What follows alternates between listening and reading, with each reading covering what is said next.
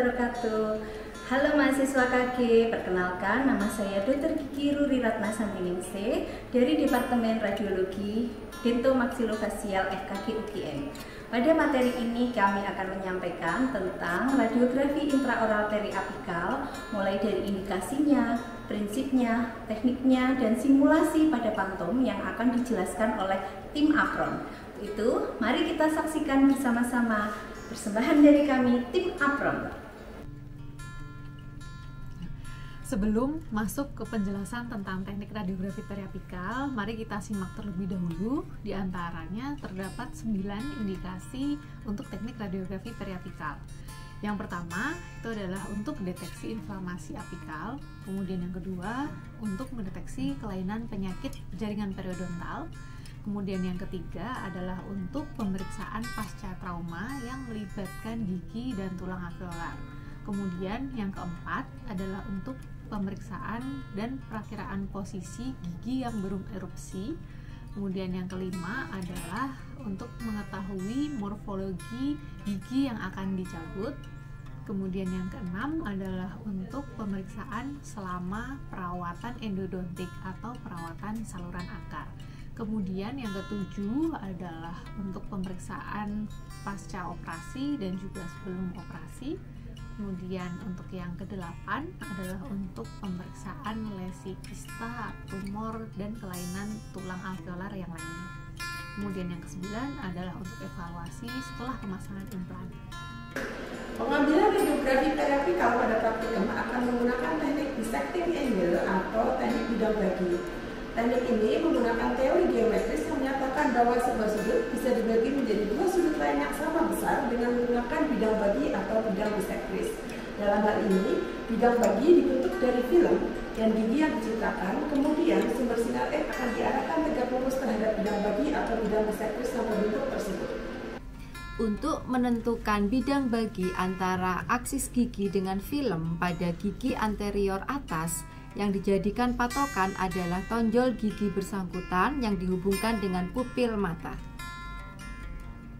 Sedangkan untuk menentukan bidang bagi pada gigi posterior atas, yang digunakan sebagai patokan adalah garis yang menghubungkan tonjol bukal gigi yang bersangkutan dengan jarak antara kedua pupil mata. Simulasi memposisikan pentem dan posisi konus tabung sinar X. Cuci bersih tangan Anda dan keringkanlah sebelum mulai. Kemudian pakailah sarung tangan sesuai dengan aturan.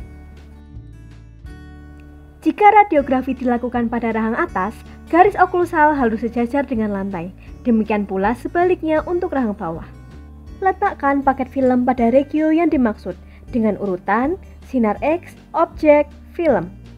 Usahakan tepi film periapikal harus sejajar dengan garis oklusal gigi dengan jarak tepi film ke oklusal sebesar 2 hingga 3 mm.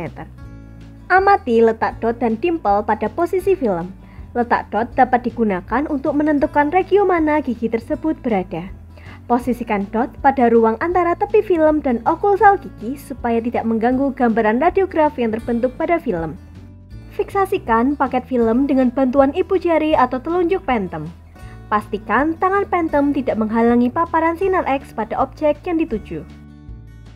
Berikut ini adalah contoh peletakan dan fiksasi paket film di berbagai gigi.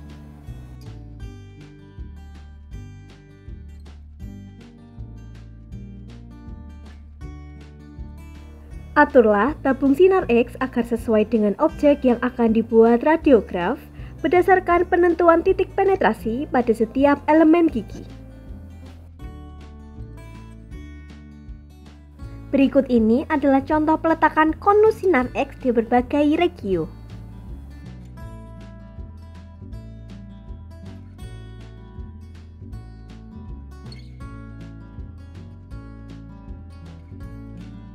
Operator keluar kamar radiografi, menutup pintu hingga lampu merah menyala, dan atur alat timer sesuai dengan regio gigi yang akan dipapar. Simulasi menggambar titik penetrasi pada wajah. Gambar garis imajiner maksila dari tragus hingga ala nasi. Gambar garis imajiner oklusal dari tragus hingga sudut mulut. Gambar garis imajiner mandibula dari 0,6 inci basis mandibula hingga bagian paling menonjol dari dagu. Titik penetrasi incisivus centralis terletak tepat pada subnasal. Titik penetrasi incisivus lateralis terletak pada lubang hidung. Titik penetrasi caninus terletak pada cuping hidung. Dan titik penetrasi premolar pertama sejajar dengan pupil mata saat probandus menghadap lurus ke depan. Titik penetrasi premolar kedua terletak 0,5 cm di posterior titik penetrasi premolar pertama. Titik penetrasi molar pertama terletak sejajar dengan sudut mata, dan titik penetrasi molar kedua terletak 1 cm di posterior titik penetrasi molar pertama. Tarik garis hingga ke garis imajiner oklusal bila mencari titik penetrasi pada rahang atas, dan tarik garis hingga ke garis imajiner mandibula bila mencari titik penetrasi pada rahang bawah. Nah, itu tadi video pembelajaran mengenai radiografi intraoral periapikal. Mudah sekali bukan? Supaya teman-teman semua semakin paham, jangan lupa untuk membaca buku praktikum dan mendengarkan penjelasan dari asisten dan juga dosen ya. Sampai jumpa di lain waktu.